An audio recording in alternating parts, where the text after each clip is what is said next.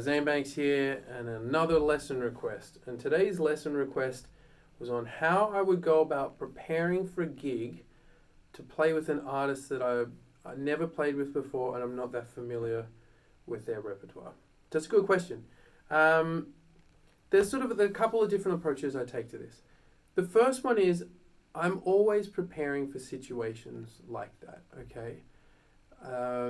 The kind of musician that I was trained to be was one that was similar, I guess, in the sense to, a firefighter or that like firefighters are constantly training and honing their skills and keeping their skills like in shape because they never know when they're going to be called out and what they're going to be called out to. So they don't want to get to, like a car accident and be like, oh, we're sorry we didn't bring the jaws alive, or get to a house fire and go like, oh, it's been a while since we've actually used the hose. They're just there and ready to do it. And I was sort of trained to be one of those musicians that, you know the language, that you at least are known for playing, whether that's jazz or blues or country music. You're playing all the time and you're working on things that need constant attention so that when you do get a call like that, it doesn't throw you into a panic of like, oh my gosh, I have to learn all of these pieces. You can actually probably wing it and do a pretty good job. Now that's different to say getting a call to be the guitar player at the Grammy Awards and you have 100 songs to learn and it's tomorrow. That's a different gig.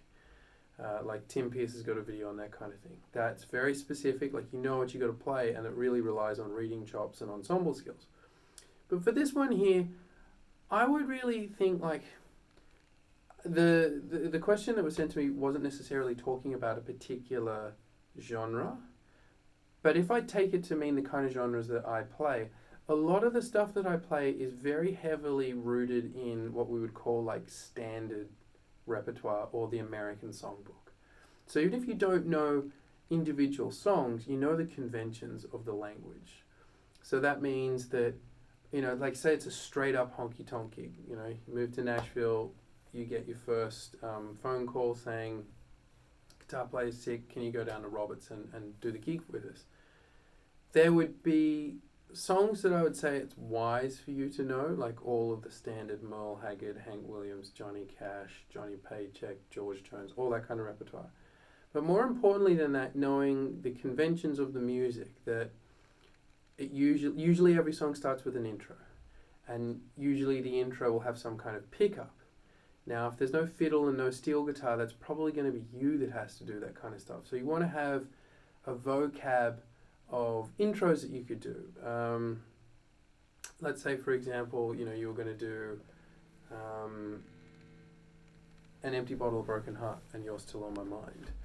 Then, the intro to that, you might get... the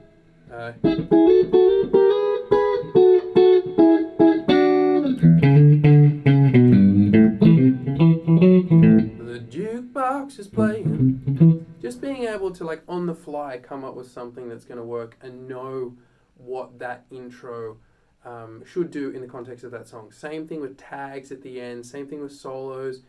Is the type of band or the type of genre you're in the kind of band that would do split solos? So if you get on a bebop gig, it's never going to be split solos. Like, you're going to be able to take as many choruses as you like. Unless, of course, it's a ballad, then it usually is just a one chorus limit. And because it's all about the improvising. Whereas in country music, a lot of those standard country bands, they will split solos. So, the fiddle will take the first 8 or the first 4, and the steel guitar will do the other one, or whatever instruments are on the gig. So just knowing that stuff and having it there so that you can just slot in. You don't necessarily have to wow people, but the way you'll get a call back is if you're not worse than the person you're replacing, right? If you're better than them, then that's great, right? But if you can't do those things that they do, then that's when they'll go, oh, okay, we need to look for another depth to fill in when, said guitar player is unavailable. So they're the things that I would just be sort of on top of. Running your intros, running your feels. If you play in a covers band gig, knowing like what's the party set that you play, like is it 80s hard rock stuff, having that under your fingers? Is it, like a Motown sort of set? Like just having whatever it is ready to go because you never know when that phone's going to ring. And when you get on the gig, like you want to have fun. I love that feeling of sort of flying by the seat of my pants when I'm in a gig and I don't 100% know what's going to happen. But I'm listening really carefully and you're just like, you're so alive when that happens. It's kind of like an extreme sport because you could ruin the gig, right? Haven't actually managed to totally ruin a gig yet, but you could ruin it, and that keeps it exhilarating.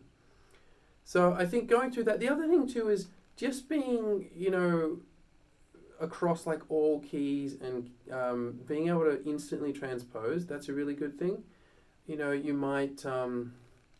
You might be on a gig and someone calls a song, it might be like Desperado or something by the Eagles. It's got a bunch of chords in it. It's not a guitar song. And you might loosely know it in a particular key, and then all of a sudden the singer on the gig is like, that doesn't work for me. We want to do it in this key. And that shouldn't be a problem for you. If you're a professional musician, you're almost like a plumber or a carpenter. If someone calls a plumber to come to the house and fix the piping in the bathroom, they expect that you can do it. Like, unless it's a huge industrial job and it's an apartment complex, like if it's just a house call, people will be disappointed if you can't fix it for them, right? So it's just sort of expected that you can do that kind of stuff. You can transpose, all your chords, and enough to fudge like a bunch of different genres, so that if there's a jazz tune, you can kind of fumble through the changes for Autumn Leaves or all the things you are. You're not just doing voicings like this, but you kind of got your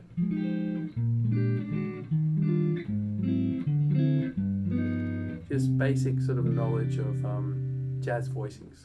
So it sounds kind of, like people don't notice that it's not a jazz guitar player. You don't have to be Joe Pass, but they don't want to notice that it's lacking something.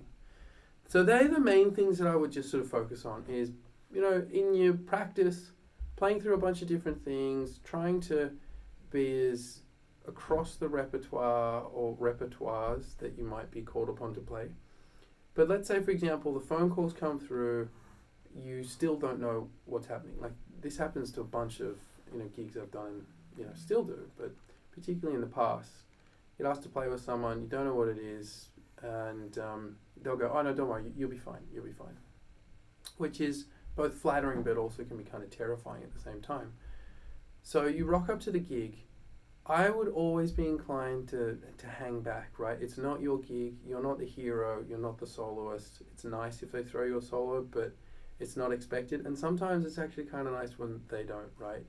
Because they might do arrangements that are different in this band, and you might go and think that they're doing, say it's Sweet Child of Mine, you might think, all right, well, we're going to do an exact copy of the Gunners version, and they don't, and you go to do the solo, and the band all of a sudden goes into a different part of the song that you're not aware of, and you don't want to be caught out like that.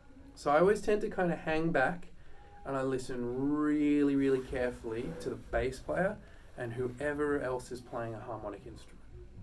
So if there's a piano player in there, like, he's my boss, or she's my boss, like I will listen, what voicings are they playing, how much are they playing, what can I do that's not going to spoil the thing, spoil the vibe, spoil the tune, but also, contribute something as well. So I'd just be inclined to kind of sit back. Occasionally, you'll get thrown something like, all right, guitar, kick this one off.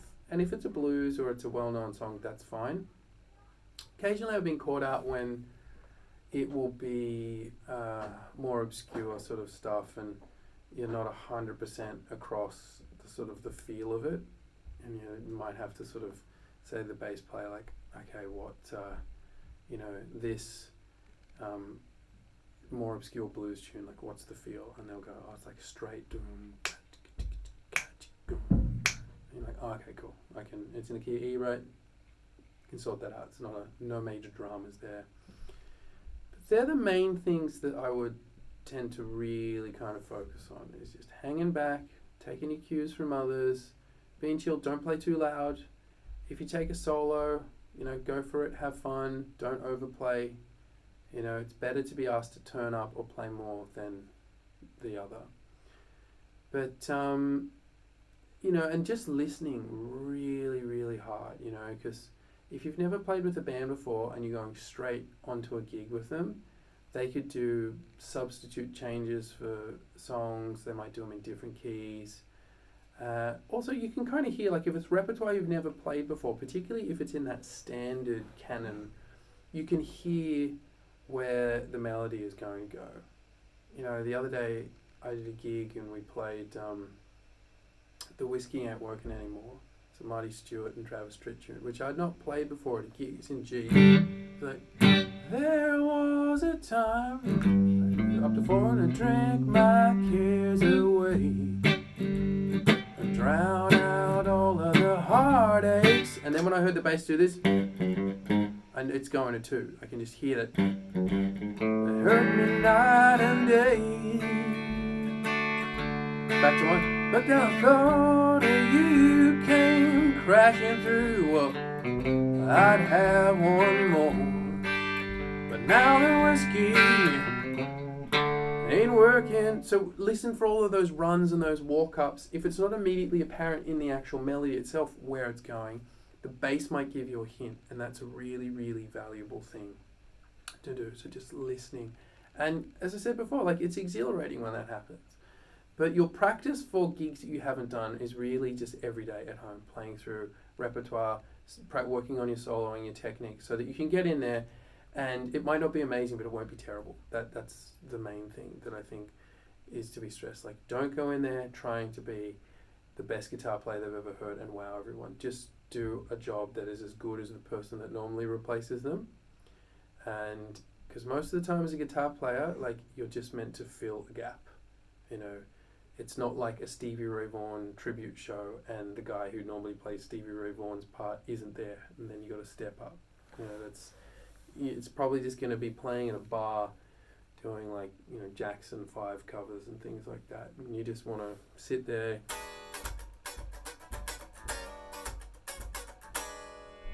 all that kind of thing.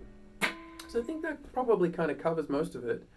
But if you guys have a question that you, or any stuff you want me to do lessons on, drop a comment underneath and I'll see what I can do. Please hit subscribe.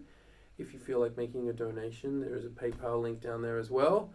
And I try to put up a video a day, whether it's a performance, a lesson, a lick. I've been doing more lessons lately because people have been asking for them. But thank you for supporting me, and I'll see you cats next time.